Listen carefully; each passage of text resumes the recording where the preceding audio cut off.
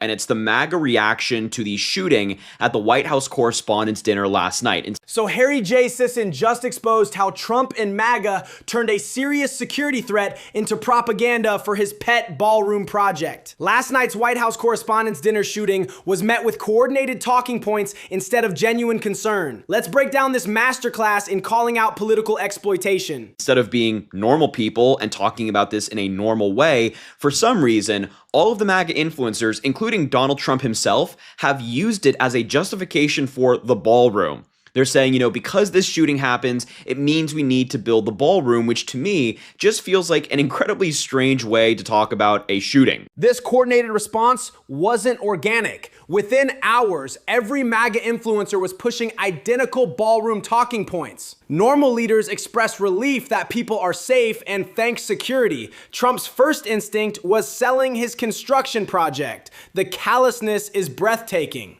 Secret Service police stepping in and stopping a guy with knives, a handgun, a shotgun on him, according to police in DC. It's just very weird. And so I want to start with the president himself, who this morning, the first message he put out about this shooting was at 8:46 in the morning, and it was about the ballroom. Secret Service stopped someone armed with knives, a handgun, and shotgun. This was serious. Any normal president's first statement would be thanking law enforcement and expressing concern for safety. Trump's 8:46 a.m. response, pure self-promotion. His priorities are crystal clear. But Trump said what happened last night is exactly the reason that our great military, Secret Service, law enforcement, and for different reasons, every president for the last 150 years have been demanding that a large, safe, and secure ballroom be built on the grounds of the White House. Yeah, that's just not true. I don't know where he's gotten this, 150 years of presidents have been demanding a ballroom. Joe Biden never wanted a ballroom. Barack Obama didn't want a ballroom. Bush, Clinton, they weren't, hey, we need to build a ballroom. We need to do it right now. It's just not true. This event would have never happened with the militarily top secret ballroom currently under construction at the White House. It cannot be built fast enough. Trump's 150 years claim is completely fabricated. Presidents historically held events at hotels precisely because the White House wasn't meant for massive gatherings. This isn't about security. It's about Trump's ego project that he's disguising as national defense.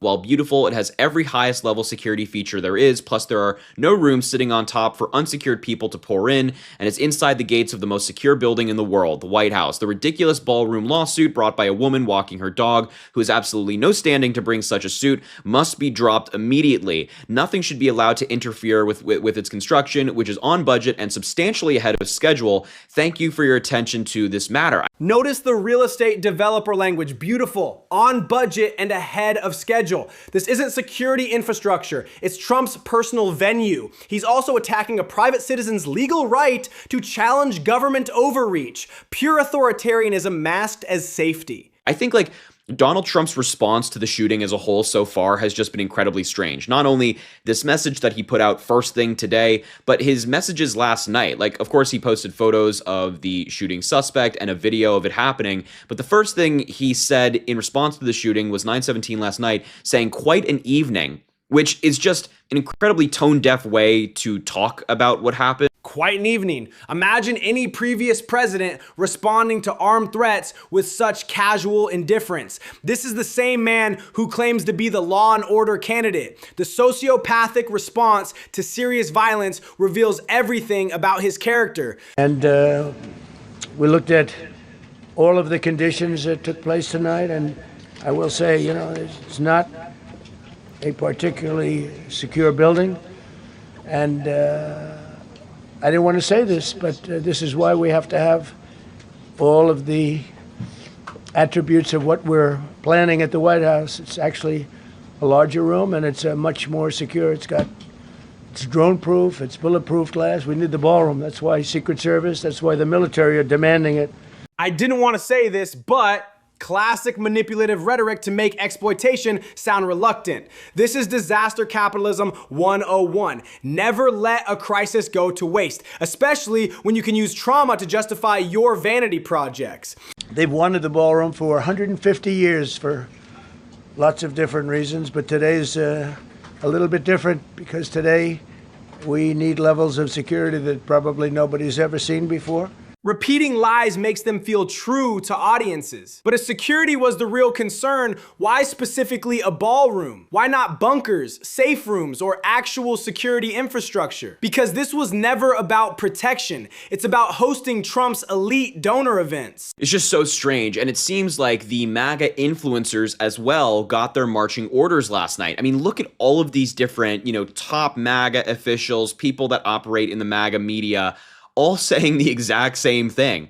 Somebody clearly gave them a message of some kind to push this. I imagine it's from the White House. Some people have even exposed that these group chats exist, where there's people in the White House who feed them messaging and they just spout it out to their followers, but they're all saying the exact same thing at the exact same time. This is state propaganda in real time.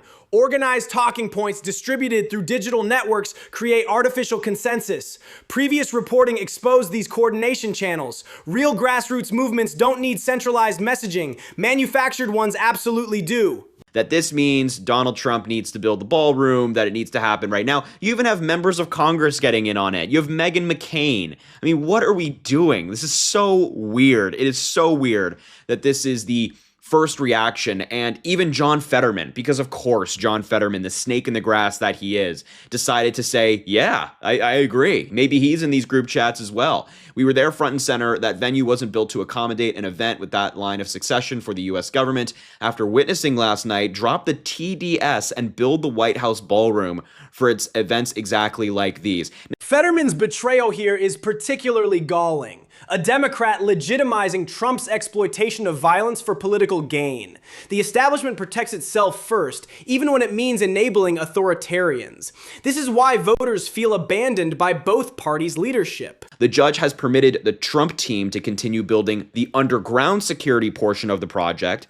It's the above ground project, the showy part, that's under litigation. The administration has until May 26th to file an argument with the appeals court. So the ballroom conversation is not one that centers around security. Nobody has any problem with the White House being secure. Everybody's in favor of that. If you need another portion of the White House that's secure, I'm not necessarily saying I disagree with that either. That's perfectly fine. Security is great. Wonderful. The ballroom that sits on top, that is being funded by American taxpayers, where Donald Trump is having private donors like Amazon and more come in there and donate, that's where we have a little bit of an issue. Here's the corruption. Taxpayers fund the construction, then corporate donors get exclusive access to the venue. It's a publicly funded private club for the wealthy. Amazon and other mega corporations buying influence through donations to Trump's personal event space. The fact that Donald Trump took a wrecking ball to the east wing of the White House without any court approval, without congressional approval, that's the part we take issue with. It's breaking the law, as judges have stated as well, not an argument against security. Trump demolished parts of the White House without legal approval. Try tearing down your neighbor's fence and see what happens to you. Courts found he broke the law, yet MAGA screams about law and order. The double standard is staggering. But nonetheless, and what's also strange about this conversation, the ballroom, the shooting in general, is that now Republicans are trying to frame Democrats as violent, which is of course just not true. We condemn all forms of political violence, and we are all glad that everybody is safe 100%. That's where we're at. But for some reason, the media is like buying into this and saying that Democrats need to tone down the rhetoric. We need to bring down the volume and whatnot. Media both sidesism at its worst. Democrats consistently condemn political violence, while Trump celebrated Paul Pelosi's attack and calls for violence at rallies. Yet somehow Democrats need to tone down rhetoric for criticizing policies. The false equivalency is maddening. And you have, as many of your fellow Democrats, have used some heated rhetoric against the president.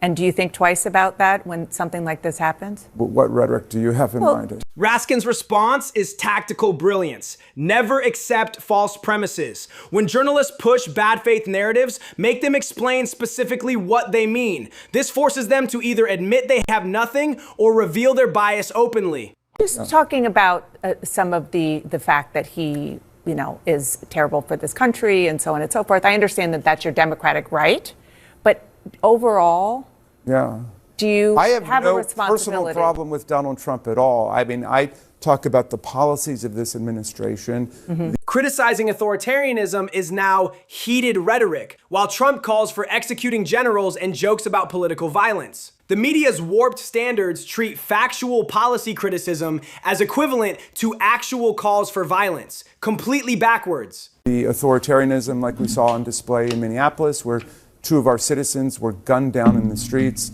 simply for exercising their First Amendment rights. Renee Good, Alex Preddy, and others have died in custody.